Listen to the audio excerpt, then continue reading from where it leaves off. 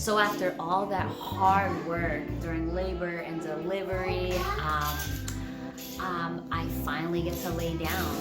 I gave birth at 2:50 in the morning, and it's about probably around 5 in the morning, and I go to sleep with my baby, and probably about 8 o'clock in the morning I wake up, and I realized that was the day I was scheduled to go and see the doctor in case I was still pregnant, so that the doctor can decide, okay, well, doctor could talk me into getting induced the following day, because the following day I would have been 42 weeks.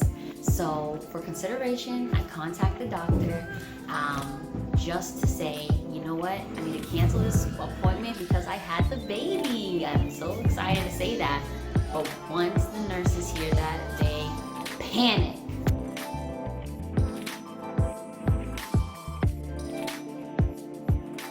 So I understand why they're panicking. They didn't know I was prepared for a home birth. So they're looking at it like I just had a baby unexpectedly in my house and now I need their assistance. But I'm telling them I'm okay. The baby's okay. We're all good. I just want to cancel my appointment. And they're saying, okay, you need to go to the emergency room right now. And I was kind of like really sleepy, really tired, so I'm just like, I didn't want any conversation. I just wanted to tell them why I called and cancel my appointment. And I hung up the phone, and then the emergency room calls me. And they're like, your doctor called us and said you should be here soon. I'm like going, I don't know when I'm going. I'm fine, and I will go when I'm ready. And I'm just like getting, like they're putting so much pressure, like I need to go, I have to go, and I'm so sleepy, and my mind is not even right yet. And I'm just like so stressed out. And then my husband comes in and saves the day. So my husband tells me that he basically said, all 4 of my other children in the hospital, when my wife had them, you guys don't even release my wife until 2 days goes by. She just had the baby, and I'm not about to have her pack up and bring the baby outside and bring her out here to go see you guys if everything is okay right here. If y'all are concerned, you guys are more than welcome to come on over.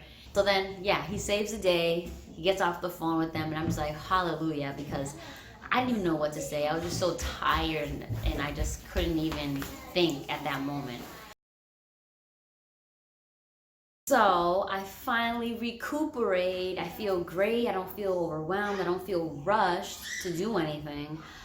But I know I need to get my baby circumcised. And so I decide, at that time, it was about 5 days later, let's go and see the doctor, get this clearance that I need so that I can book his home circumcision. So we go into the doctor's, I get my checkup, I'm all good, A-okay, no tears, no issues, no concerns. But yeah, I'm okay. And then the baby, they take a look at the baby, the umbilical stump and everything, and he's okay. They go on to talking to me like they always talk to you, the protocols. Blood work, vaccines, but I've already made up my mind. Yah is good, his creation is good. I just gave birth to a baby boy, and everything is good. Like he said, it's functioning the way it's supposed to. And I'm not gonna allow them to ruin that and start giving him all these shots that is unnecessary, because like I said, he's good. Yah is good, and his creation is good. My baby is good, hallelujah. So I just tell her, no, thank you, no. And then I tell her, oh, I just need some clearance for his circumcision. And she was like, well, if you're not gonna get the vitamin K, then I'm not gonna give clearance for him to get his circumcision. And I'm just like, Really? So she's like, you need to go to the emergency room right now to get the vitamin K. He only has 10 days to do it, so you need to get it right away, right away, right away. I'm like, no, I'm not gonna do it. I'll call your husband and we can talk to him. And I'm like, no, we made up our mind. And she just was like, well, I'm not gonna give any clearance for him to get circumcised. So I just was like, all right, bye.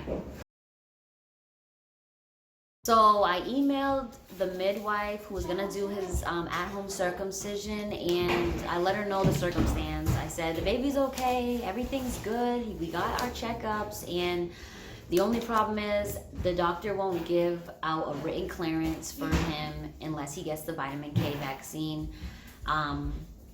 And so yeah, I'm thinking, oh, okay, this is not gonna go as planned. I need to go research more about who and where can I get him circumcised without the vitamin K.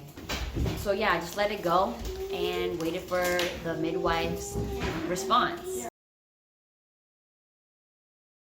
So it's Shabbat, he's 6 days old, and I get an email from the midwife, and she's like, oh, that's no problem. I don't need her written clearance. If it's just because the vitamin K, he doesn't need vitamin K for me to do the circumcision, so I can be there on the 8th day and we can do this. So I was so excited. I was like, hallelujah, I didn't expect that. I didn't expect it that soon. I'm thinking she would have to schedule it like weeks from where we were at, and I was just so blessed. So I'm like, all right, great. So the midwife explains everything in the email, and over the phone she tells me that will only do it with anesthesia, and I have 2 options. And the 2 options were to either get anesthesia through a needle or to put a cream on. So the pros and the cons of this was if he got the anesthesia through the needle, the pro is he would feel nothing. It would be 100% numb. And the con for me was that he would have to be strapped down to one of those boards, and I wasn't comfortable with that. And then the other one was a cream, basically 95% numb, and so I guess that would be a con and for me. And then the pro was that I could hold him throughout the whole thing. So that's what I wanted. I want to be close to my baby, and so I chose to get the cream. So she sent the cream to the pharmacy, told me all the type of things that I need to buy, so that it would be here on hand for her and for me during the recovery. And so I got everything that she told me to get.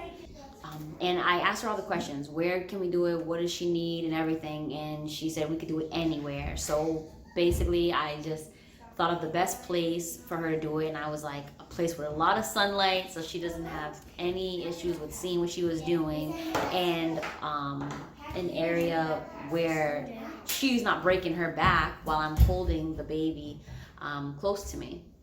So the whole procedure took no more than 15 minutes, and it was just like she explained, and the part that I would think he would be crying, where she's snipping and pulling and all that stuff, he didn't make a sound. He didn't even move. He was just sitting there, like no problem. The time during the procedure where she said if he would cry or feel any discomfort was exactly where he began to feel uncomfortable and start crying. And that was no more than 2 minutes, 3 minutes tops of him crying. And so that was, of course, hard for me, but other than that, everything went smooth. So when the anesthesia went away, and for the next 2 days, I did skin to skin with him, and I just did nothing all day. I just made sure I was holding my baby and made him feel as comfortable as possible, because I know he was uncomfortable during his recovery. And it only lasted 2 days of discomfort. By the 3rd day, he wasn't feeling any discomfort when I would change his diaper and put the creams on for his healing. He was perfectly fine. And by about 7 days, he was all healed up. He was fine. I didn't need to put any more creams, and he was good.